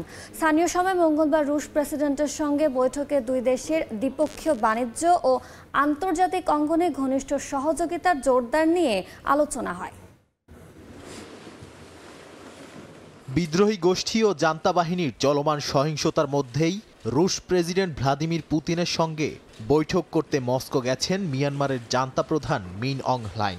স্থানীয় সময় মঙ্গলবার রুশ প্রেসিডেন্টের সঙ্গে বৈঠকে দুই দেশের দ্বিপক্ষীয় বাণিজ্য ও আন্তর্জাতিক অঙ্গনে ঘনিষ্ঠ সহযোগিতা জোরদারে আলোচনা হয়। 2021 সালে নির্বাচিত সরকারকে ক্ষমতাচ্যুতের পর এ নিয়ে চতুর্থবারের মতো রাশিয়া সফরে জান্তা প্রধান।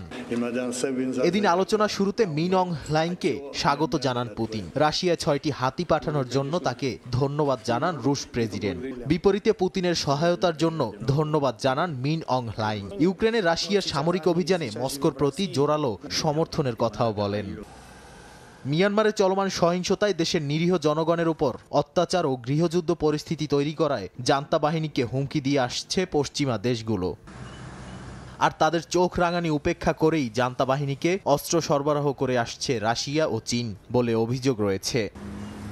এদিকে মিয়ানমারের কায়া রাজ্যে ব্যাপক অভিযান চালাচ্ছে জান্তা বাহিনী। এ অভিযানে কারেন্নি ন্যাশনালিটিস ডিফেন্স ফোর্স বা KNDF এবং জান্তা বাহিনীর মধ্যে সংঘাত আরও বেড়েছে। স্থানীয় বাসিন্দাদের তথ্য মতে জান্তা বাহিনী অতিরিক্ত সেনা পাঠাচ্ছে এবং বিভিন্ন দিক থেকে মোবে শহরের দিকে অগ্রসর হচ্ছে। নাদিম মারজান, সময় সংবাদ। গঙ্গার পানি বন্টন চুক্তি নবায়ন ইস্যুতে শিগগিরই একটি যৌথ কমিটি গঠন করা হবে বলে জানিয়েছেন বাংলাদেশের প্রতিনিধি দলের প্রধান মোহাম্মদ আবুল হোসেন। বাংলাদেশ ভারতের যৌথ নদী কমিশনের 66তম বৈঠকে শুরুর আগে পশ্চিমবঙ্গের মুর্শিদাবাদে ফারাক্কা ব্যারেজ পরিদর্শন শেষে সময় সংবাদকে তিনি এই কথা বলেন। পশ্চিমবঙ্গের মুর্শিদাবাদ জেলার ফারাক্কা বাদ দিয়েই ভারত বাংলাদেশে চুক্তি অনুযায়ী গঙ্গার পানি বন্টন হচ্ছে। 1 জানুয়ারি থেকে 31 মে পর্যন্ত দুই দেশ নিজেদের মাঝে পানি বন্টন করে। এই ভাগাভাগির পরিমাণ নিরীক্ষণ করে যৌথ নদী কমিশন। মঙ্গলবার এই কমিটির সদস্যরা সরেজমিনে বর্তমান পরিস্থিতি পরিদর্শন করেন। আগামী বছর শেষ হবে গঙ্গার পানি বন্টন চুক্তির মেয়াদ। বৃহস্পতিবার চুক্তির নবায়ন নিয়ে দুই দেশের সংশ্লিষ্ট কর্মকর্তারা একটি বৈঠকে মিলিত হবেন। দুই মেম্বার যে আসি বছরে একবার এটা ভিজিট করি to check everything is going all right. এটা আমরা চেক করছি। আপনারা দেখলেন যে মেন গঙ্গাতে যে আমরা ফ্লো মেজারমেন্ট চেক করা হলো, ওই পানিটা বাংলাদেশে চলে যাচ্ছে। আর এখানে ফিডার ক্যানেলে মেজার করা হচ্ছে, চেক করা হচ্ছে, এই পানিটা কলকাতা যাবে। আমরা দেখলাম চুক্তি অনুযায়ী সবকিছু বাস্তবায়ন হচ্ছে। এদিকে পশ্চিমবঙ্গের মুর্শিদাবাদের স্থানীয়রা গঙ্গা চুক্তি নবায়নের পক্ষেই মত দিচ্ছেন। চুক্তি হবে স্যার, এতদিন থেকে হয়ে এসছে, আমি তো প্রায় 86-87 সাল থেকে দেখছি। ফারাক্কা বাঁধ নির্মাণ করতে সময় লাগে প্রায় 15 বছর। এই বাঁধে 109টি স্লুইস গেট রয়েছে। 2026 সালে 12 ডিসেম্বর শেষ হতে চলেছে 30 বছর মেয়াদী গঙ্গার পানি বন্টন চুক্তি। আর সেই চুক্তি নবায়নের জন্য আবারও ভারত এবং বাংলাদেশের মধ্যে যৌথ একটি কমিটি করার কথা বললেন বাংলাদেশ থেকে আসা প্রতিনিধি দলের সদস্যরা। পশ্চিমবঙ্গের ফারাক্কা ব্যারেজ থেকে সুব্রত আচার্য, সময় সংবাদ।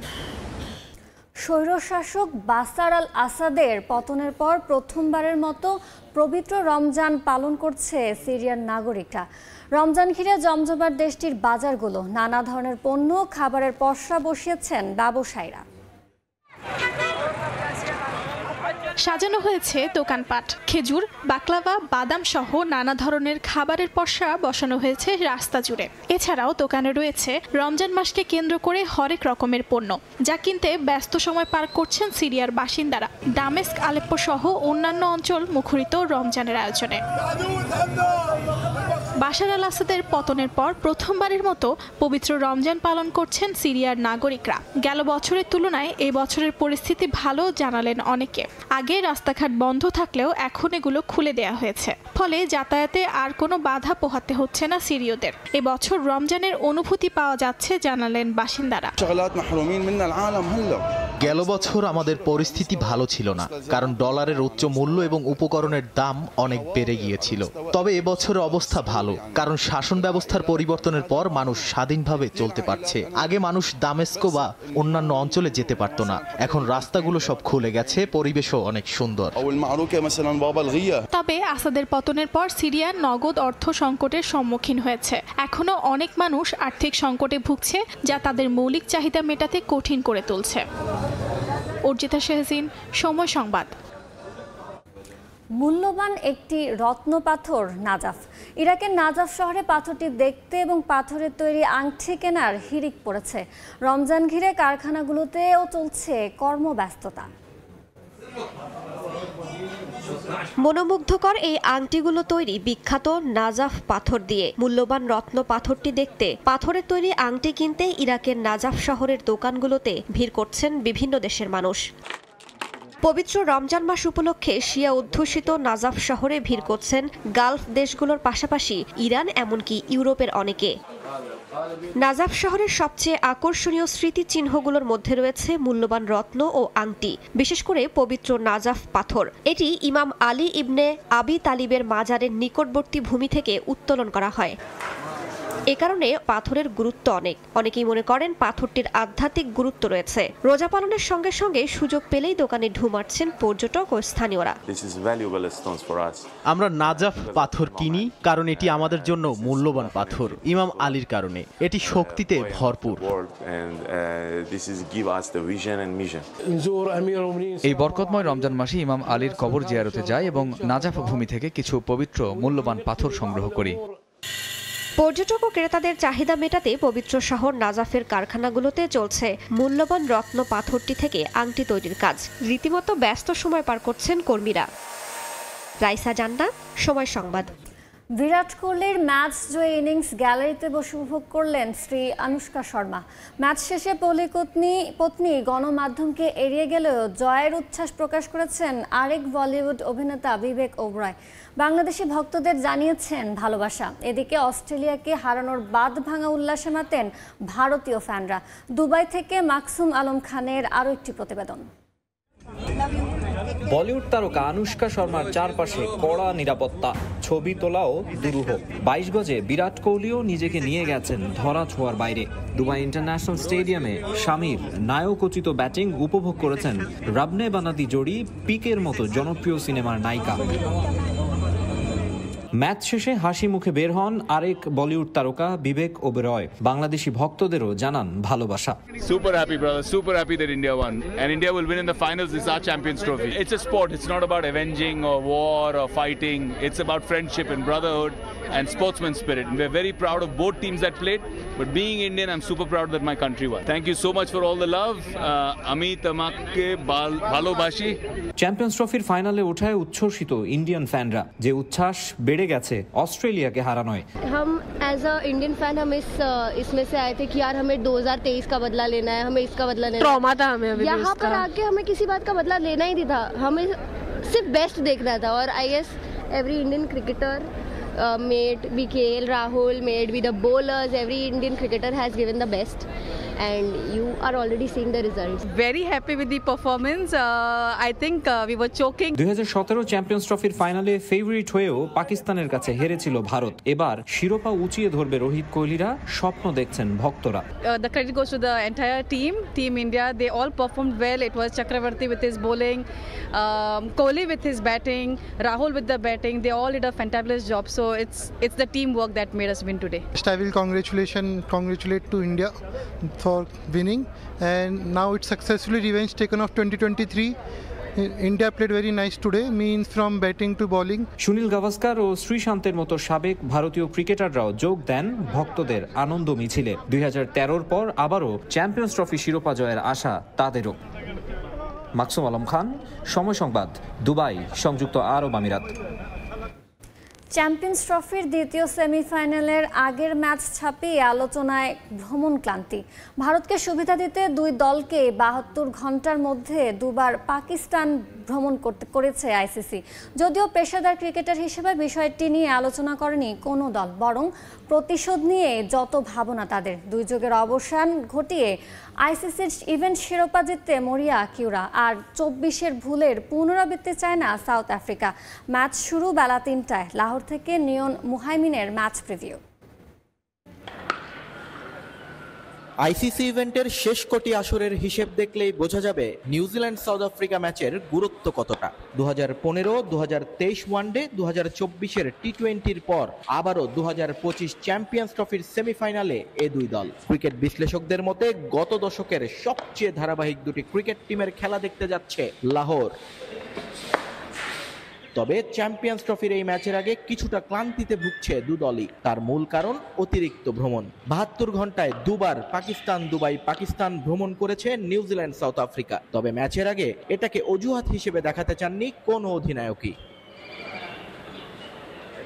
মিচেল স্যান্টনারের চিন্তার জায়গায় ভর করে আছেন নিজেদের দুর্ভাগ্য। আইসিসির ইভেন্টের সবচেয়ে ধারাবাহিক দল হয়েও শিরোপা না জেতার আক্ষেপ মেটাতে চায় কিউইরা। তাই ফাইনালের আগে প্রোটিয়া বাধা মোকাবেলায় প্রস্তুত ব্ল্যাক ক্যাপ বাহিনী। ভ্রমণ নিয়ে আর কথা বলতে চাই না, এটা যেহেতু আগে থেকেই জানতাম তাই আর অজুহাত হিসেবে দেখাতে চাই না। কিন্তু একটা বড় টুর্নামেন্টের সূচি এমন হওয়া উচিত নয়। আমাদের ভাগ্য এসব টুর্নামেন্টে একটু খারাপই, শেষে এসে আমরা গোলমাল করে ফেলি। এবার এটা বদলাতে চাই। সাউথ আফ্রিকার স্পিনাররা খুবই ভালো, শামসে এবং মহারাজকে নিয়ে আমাদের পরিকল্পনা আছে, তবে লাহোরের উইকেটে খুব বেশি স্পিন ধরবে বলে মনে হয় না। অন্যদিকে নিজেদের যে দুর্ভাগা ভাববে সে উপায়টাও নেই সাউথ আফ্রিকার। জোকার তকমাটা তো আর এমনি লাগেনি তাদের গায়ে। টি-20 বিশ্বকাপের ফাইনালে নিশ্চিত জেতা ম্যাচটাও তারা তুলে দিয়ে এসেছিল ভারতের হাতে। এবারের আসরে অবশ্য ভাগ্য এখন পর্যন্ত পক্ষেই আছে তাদের। বৃষ্টিতে ভেসে যাওয়া ম্যাচের 1 পয়েন্টও সেমির লড়াইয়ে ভারতকে এড়াতে সাহায্য করেছে বাবুমাদের। আমাদের যেভাবে ভ্রমণ করানো হলো এটা ঠিক হয়নি, তবে এখন আর এটা নিয়ে কথা বলতে চাই না। নিউজিল্যান্ড এবং আমরা অনেক দিন ধরেই পাকিস্তানে আছি। এখানকার কন্ডিশন থেকে দুই দল সমান সুবিধা পাবে। ওদের ব্যাটাররা দারুণ ছন্দে আছে, বিশেষ করে উইলিয়ামসন, ইয়ং এবং লেথাম। আমরা ভিন্ন কিছু পরিকল্পনা করছি। তবে লাহোরে আর ভাগ্য নয়, নিজেদের যোগ্যতাতেই জিততে চায় প্রোটিয়ারা। ইনজুরি নিয়ে কিছুটা শঙ্কা আছে দলে। চোটের জন্য লাহোরে দেখা নাও যেতে পারে এইডেন মার্করামকে, কিন্তু ম্যাচের আগে তা খোলাসা করতে রাজি নন বাবুমা। আইসিসি চ্যাম্পিয়ন্স ট্রফিতে এখন পর্যন্ত দুবার মুখোমুখি হয়েছে সাউথ আফ্রিকা, নিউজিল্যান্ড। দুদলই জিতেছে একবার করে। এই মাঠেই কদিন আগে ত্রিদেশীয় সিরিজ জিতেছিল নিউজিল্যান্ড। চ্যাম্পিয়ন্স ট্রফির সেমিফাইনালে দক্ষিণ আফ্রিকার বিপক্ষেও তারা মুখোমুখি হচ্ছে এই লাহোরের গাদ্দাফিতেই। উইকেট এবং কন্ডিশন থেকে যে বাড়তি সুবিধা পাওয়ার কথা বলা হচ্ছে তা নিয়ে একেবারেই চিন্তিত নন মিচেল স্যান্টনার, বরং তার ভাবনায় দক্ষিণ আফ্রিকার স্পিনিং ডিপার্টমেন্ট। অন্যদিকে নিউজিল্যান্ডের এই স্পিন খেলতে না পারার যে দুর্বলতা, সেটাকেই পুঁজি করে এগোতে চায় প্রোটিয়ারা। লাহোরের গাদ্দাফি স্টেডিয়াম থেকে নিয়ন মুহাইমিন, সময় সংবাদ, পাকিস্তান। দাপুটে জয় নিয়ে ডিপিএল শুরু করলো লিজেন্ডস অফ রূপগঞ্জ। বিকেএসপির 3 নম্বর মাঠে গাজী গ্রুপ ক্রিকেটার্সকে তারা হারিয়েছে 10 উইকেটের ব্যবধানে। প্রথমে ব্যাট করে শরীফুল ইসলামের বোলিং তোপে মাত্র 93 রানে অল আউট হয় গাজী। জবাবে তানজিদ হাসান তামিমের হাফ সেঞ্চুরিতে কোনো উইকেট না হারিয়ে জয় নিশ্চিত করে রূপগঞ্জ। 14 রানে 4 উইকেট নিয়ে ম্যাচ সেরা শরীফুল ইসলাম। প্রথম বলটা করেছেন এবং প্রথম বলে আপিল এবং রান স্বর্গ বিকেএসপির 3 নম্বর মাঠ, অথচ সেখানেই চোখে সর্ষে ফুল দেখল গাজী গ্রুপ ক্রিকেটার্সের ব্যাটাররা। বিশেষ করে বললে legends of Rupganj pacer Shariful ইসলামের সামনেই অসহায় আত্মসমর্পণ করল এনামুল হক বিজয়রা। ব্যাক টু ব্যাক উইকেট একই ওভারে। জাতীয় দলে জায়গা হারিয়েছেন শরীফুল, তবে ঠিকই নজরে আছেন নির্বাচকদের। বিপিএল এর পর ডিপিএলেও দুর্দান্ত সূচনা। সকালের কন্ডিশনটা ভালোভাবেই কাজে লাগিয়েছেন। প্রথম বলে তুলে নেন গাজী গ্রুপ ক্রিকেটার্স অধিনায়ককে। গাজী গ্রুপ ক্রিকেটার্সের ব্যাটাররা এরপর প্রতিপক্ষ টপ অর্ডারের উপর একরকম তাণ্ডব চালান বাঁহাতি পেসার। গতি আর সুইঙ্গে একে একে তুলে নেন সালমান ইমন, আমিনুল ইসলাম বিপ্লব এবং শেখ পারভেজ জীবনকে। 4 রানে 6 উইকেট হারায় গাজী। শরীফুলের নামের পাশে 4 উইকেট, তানজিম সাকিবের 1 আর রান আউট সাদিকুর রহমান। গাইতে গাইতে আমরা ক্লান্ত। এখান থেকে অবশ্য একটা জুটি করেন তোফায়েল আর ওয়াফি, যদিও খুব বেশি দূর নিয়ে যেতে পারেননি দলকে। 24 রানে তোফায়েল ফিরলে ভাঙে 45 রানের জুটি। শেষ দিকে গাফফার সাকলাইনের 26 রানে ভর করে 93 রানের পুঁজি পায় গাজী গ্রুপ ক্রিকেটার্স। এবং আরো একটা ছোট পুঁজি তারা করতে নেমে স্বাচ্ছন্দ্যে খেলেন লিজেন্ডস অফ রূপগঞ্জের 2 ওপেনার তানজিদ হাসান তামিম ও সাইফ হাসান। প্রথম পাওয়ার প্লেতেই জয়ের দ্বার প্রান্তে চলে যায় রূপগঞ্জ। ভালো হয়তো তার ক্যারিয়ারটা অন্যদিকে থাকতে পারত। এবং স্বভাবসুলভ আক্রমণাত্মক খেলেন তানজিদ তামিম। ব্যাট করেন প্রায় 150 স্ট্রাইক রেটে। শেষ পর্যন্ত অপরাজিত থাকেন 46 বলে 65 রান করে। সাইফ হাসান অবশ্য খেলেছেন দেখে শুনে। 5-4-এর মারে 38 বলে তিনি অপরাজিত থাকেন 27 রানে। 10 উইকেটের জয় নিশ্চিত হয় লিজেন্ডস অফ রূপগঞ্জের। বল হাতে দাপুটে পারফর্ম করে ম্যাচ সেরা শরীফুল নিজেকে প্রস্তুত রাখছেন জাতীয় দলের জন্য বলে জানান এই পেসার। দিন শেষে ম্যাচ জিতছি, প্লাস প্রথম ম্যাচের প্রতিটা টিমই প্রথম ম্যাচে ভালো শুরু করতে চায়, সেদিক দিয়ে আমরা করছি। সো আলহামদুলিল্লাহ খুব ভালো লাগতেছে। প্রথম 30টা মিনিট বলাররা খুব একটা হেল্প পাইছে, তারপরে মনে করেন যে আবার ফ্ল্যাট হয়ে গেছিলো। সো আমরা ওই 30টা মিনিট কাজে লাগাতে পারছি, তার জন্য আলহামদুলিল্লাহ আমাদের পরে আসছে।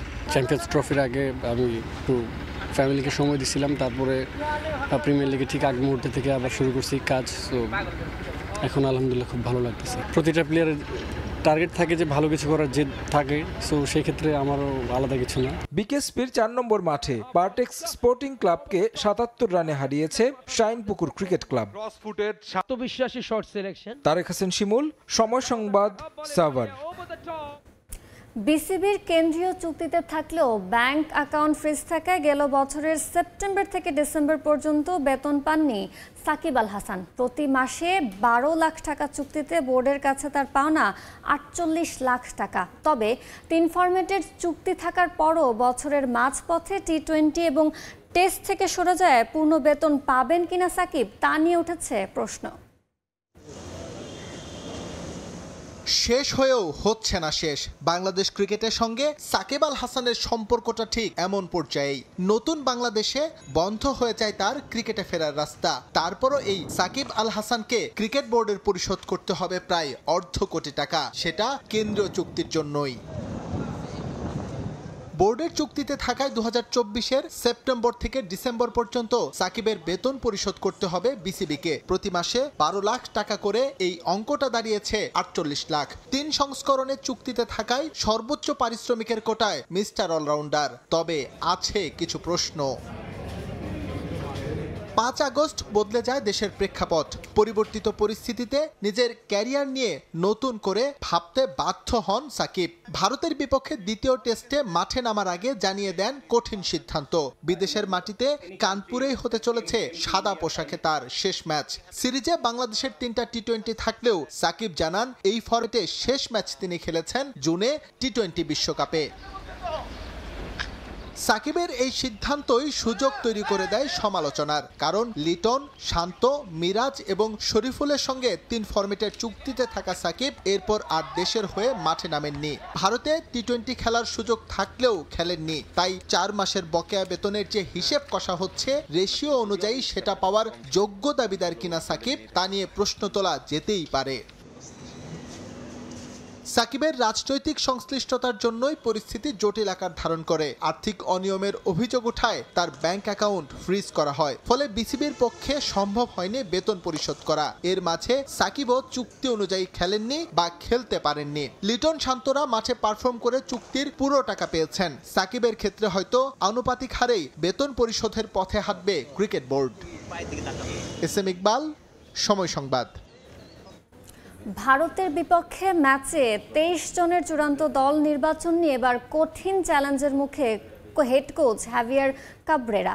অনুশীলনে ফুটবলারদের নজর কাড়া পারফরমেন্সের কারণে 7 জনকে বাদ দেওয়ায় কঠিন হবে বলে মন্তব্য করেন স্প্যানিশ কোচ।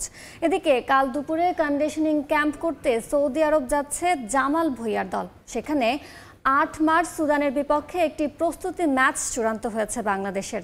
লাল সবুজের প্রতিনিধিদের জন্য আরও 2টি ম্যাচ আয়োজনের জন্য আলোচনা চালিয়ে যাচ্ছে বাফুফে।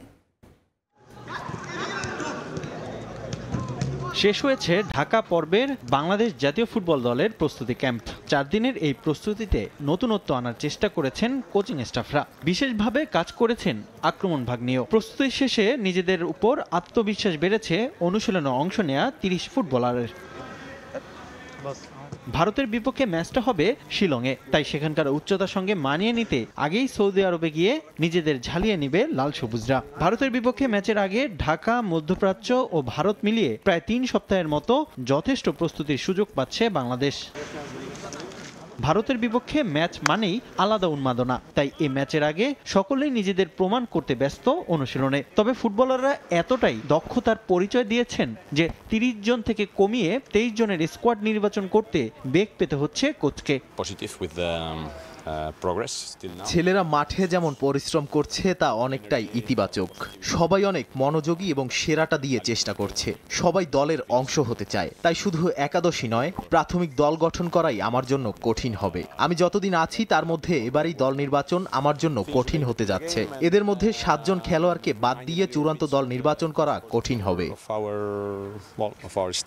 চূড়ান্ত দলের কয়েকজনের জায়গা মোটামুটি নিশ্চিত। হামজা চৌধুরী, ফাহমেদুল ছাড়াও মিতুল মার্মা, রাকিব, তপুর জায়গা প্রায় পাকাপাকি। তাই বাকি পজিশনগুলো নিয়ে চলছে নিজেদের মধ্যে লড়াই। অনেক হার্ড সেশন, অনেক কম্পিটিশন চলতেছে এখানে, কারণ কারা টিমে বেস্ট 11-এ খেলবে, কারা খেলবে না।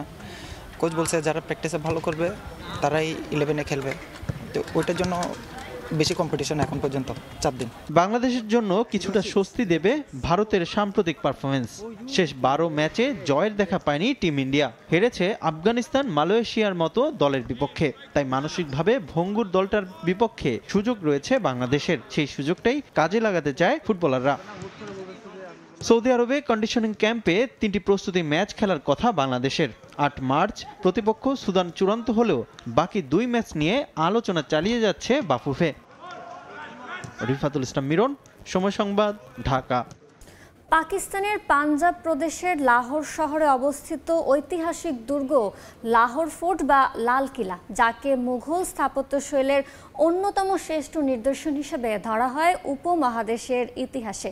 ইউনেস্কোর বিশ্ব ইতিহাস ঐতিহ্যবাহী স্থানগুলোর একটি হিসেবেও মর্যাদা পেয়েছে এই লাহোর ফোর্ট, যাকে ঘিরে রয়েছে গুরুদ্বারা, বাদশাহী মসজিদ, আল্লামা ইকবাল পার্ক এবং মিনারে পাকিস্তানের মতো ঐতিহ্যবাহী নিদর্শন। লাহোর ফোর্ট এবং তার চারপাশ ঘুরে বিস্তারিত জানাচ্ছেন নিয়ন মুহাইমিন।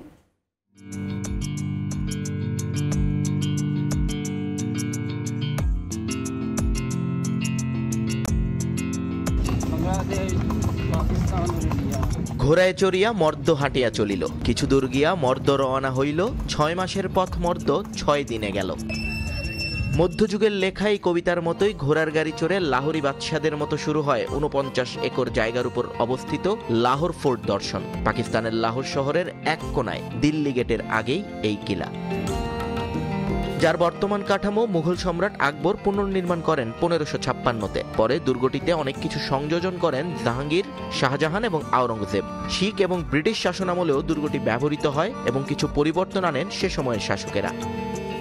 লাহোর ফোর্টের আগেই অবশ্য আপনাকে হতবাক করে দেবে মিনারে পাকিস্তান। আল্লামা ইকবাল পার্কের একেবারে বুকের মাঝে অবস্থিত এই মিনারটি পাকিস্তানের জন্মের ইতিহাসের সঙ্গে জড়িত। ঐতিহাসিক লাহোর প্রস্তাবের স্মরণে 1960 সালে এটি নির্মাণ শুরু হয়। কাজ শেষ হয়ে জনসাধারণের জন্য এটিকে উন্মুক্ত করা হয় 1968-তে। মুঘল, ইসলামিক এবং আধুনিক স্থাপত্যের মিশ্রণে 70 মিটার উঁচু এই মিনারটিকে ধরা হয় পাকিস্তানের স্বাধিকারের প্রতীক হিসেবে। মিনারকে একপাশে রেখে একটু এগোলেই চোখে পড়বে লাল কিলার দেয়াল ঘেঁষে দাঁড়িয়ে গুরুদুয়ারা, যদিও জনসাধারণের প্রবেশ সেখানে সীমিত। আরেক পাশে বাদশাহী মসজিদ। 1671 সালে মসজিদটির নির্মাণ কাজ শুরু করে 1673 সালে শেষ করেন আওরঙ্গজেব। প্রায় 300 বছর ধরে উপমহাদেশের বৃহত্তম মসজিদ হিসেবে ধরা হতো এটিকে। কথিত আছে মুঘল আমলে নির্মিত সবচেয়ে বড় মসজিদ এটি। মসজিদ আর গুরুদুয়ারাকে পেছনে ফেলে সামনে এগোলেই সেই চমক জাগানো স্থাপত্য শৈলী। মুঘল আমলের সেরা নির্মাণ বলেও অনেকে অভিহিত করেন এই ফোর্টকে। শুরুতেই অবাক করে দেবে আওরঙ্গজেবের আমলে নির্মিত প্রধান প্রবেশদ্বার আলমগীর গেট। অসংখ্য আয়না এবং মূল্যবান পাথর দিয়ে সজ্জিত রাজকীয় কক্ষ শীষমহলও নজর কাড়বে সবার।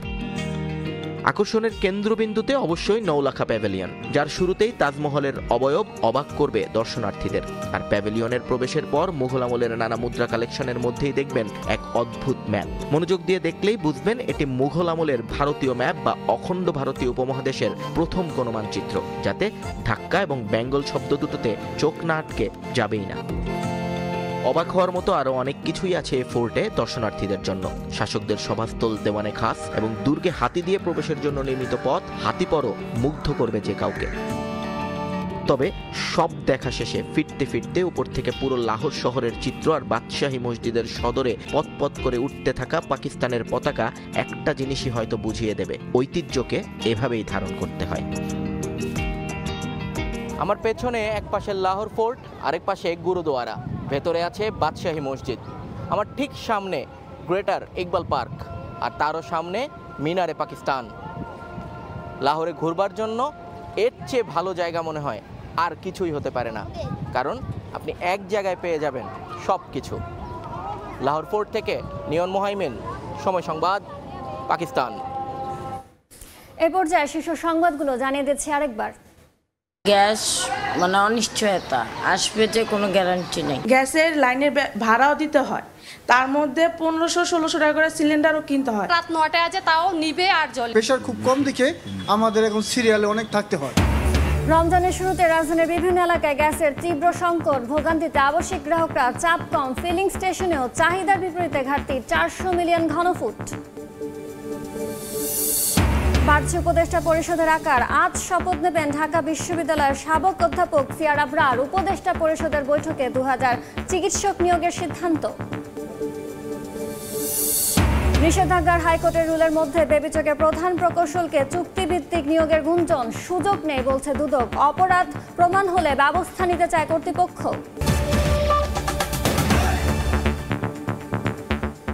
এ ছিল ভোরের সময়, সঙ্গে থাকুন সময়।